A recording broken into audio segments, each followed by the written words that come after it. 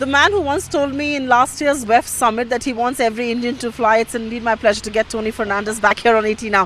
Thank you very much for being with us. And we spoke about every Indian flying. You've expanded your operations since we last met. But let me begin by talking to you about the competitive landscape in India. It was cutthroat competition. We did see a lot of lobbies at work. Does it continue to be just the same, or have things kind of evened out? First of all, I have to congratulate you. I came with a very clear mandate not to speak to anyone, especially the Indian press.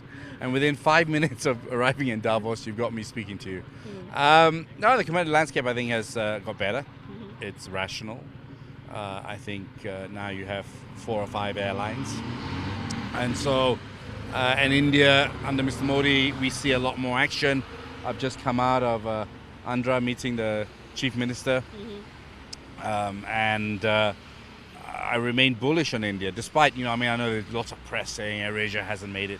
Airlines are not about 1 or 2 years. They're about, being around for a while and growing at the right pace and at the right time. So, yeah, we feel it's a good time. Is India turning out to be the market you had expected it to be, or is it tougher than you had thought? No, we always thought it was going to be tough. I mean, because we're against a very, very powerful lobby that has kind of set their sights on AirAsia. But we've been there before, done that before. There's 1 billion people in there. There's a pro-business government. As I said, I've just had a fantastic meeting with the Chief Minister here. And so, no, I remain optimistic. I must ask you at this stage that since the last time we spoke, you of course expanded your operations. When will we see AirAsia in a market like Bombay? I mean, that's the big hub. Yes. Is that next on your radar? How soon will we see you there? Well, we went to Delhi, which was a bold move by us. We never thought we would be in Delhi. But the big metros are generally not our main port of call. Delhi has been an interesting experiment and has worked out better than we thought. But we're very happy in Bangalore, having a meeting with the Chief Minister from Andhra. We think there's plenty of opportunities in states such as that, very proactive, looking for innovative airlines such as ours. We're the first airline to start a flight to Vizag from Kuala Lumpur. Yes. So there are many states now looking at the way we do things. Bombay will come. It has to come at some stage, but it's not an immediate rush. Not in the immediate rush, but let me ask you also about the Indian market. You did say it's turned out to be the way you had thought it to be. It was never going to be an easy market. When do we see AirAsia break even? I mean, I know everybody's put their fingers on some deadline or the other, but let's hear it from the man who knows it all. In December, we made money. That's a big start. We made money at $80 jet. Jet today is at under $50. That's right. So that's a big plus. Our load factors are very good. Our brand has been well accepted. Actually, I've never announced this on TV, but internally, AirAsia India has been voted the best airline by customers. Oh, that's great. Over Thailand, over Malaysia, over the Philippines, the net promoter score for AirAsia India is good. So we've been on a whole pattern waiting for the aviation policy to come out. And then we would really know how to grow in the right way. We're hearing all the right noises, but it's been taking a lot of time. That's right. We talked about this last year, and it hasn't really moved very much. So you have states like Andhra, Chief Minister wants a lot happening, but there's a lot of restrictions still. That's right. So we're hoping. I still stand by. I hope the aviation policy is market friendly. Don't force people to fly to certain places. Let the market decide. Price airports correctly, and even the smaller airports will be full. In Malaysia, that's happened. Don't put levies on to subsidize smaller airports. It doesn't need it. The market will sort itself out. So those are some of the things that the government perhaps need to watch out against, and they're hearing it from the man who's made it big in aviation. But let me ask you this question. 5/20 rule. Of course, the new operators want it for obvious reasons, and the old entrenched lobbies are working very hard against it. We spoke about it last time. Have you seen some amount of, have you seen that lobby relent a little now?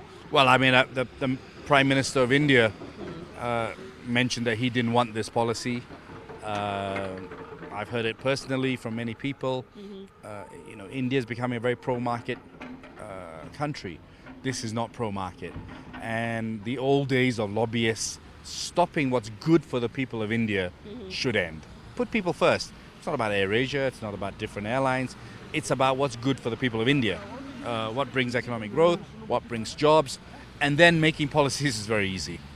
We've recently had a few listings in India as far as aviation is concerned. Indigo, one of your big competitors, is just listed. What do you make about valuations in Indian markets? I mean, look at where those valuations are. Are you somebody who loses sleep over it? Is it a bubble of sorts?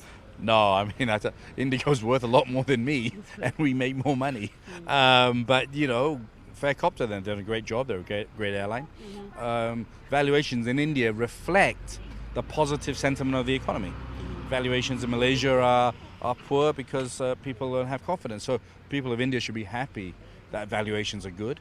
And, aviation with jet oil where it is, being in India with a billion people, it should work. That's why it's important, and it's surprising to me that we still have these lobbyists. If I was an Indian airline, I'd be, make a pro-market policy, go for it and grow quickly, as opposed to trying to block and inhibit. That's old India. Let's look at new India, which is pro-market, pro-consumer, and Indian companies can be the best in the world. They shouldn't be worried about who comes in now. That sounds like a valid argument that you're giving. My last question to you, we have been expecting, and there have been noises about shareholding changes within AirAsia India. Mr. Bhatia apparently wants to sell out. The Tatas would want to increase their stake. What's happening on that front? What's the latest there? Well, I'm not going to tell Economic Times. Economic Times is the newspaper that's been hammering us all the time. You can tell ET now then. So, look, all I know is I'm sure that's going to be resolved very soon. It's not for me to comment. It's really an Indian shareholder thing because we can't increase our shareholders. That's right. But all publicity is good publicity, even if it's bad.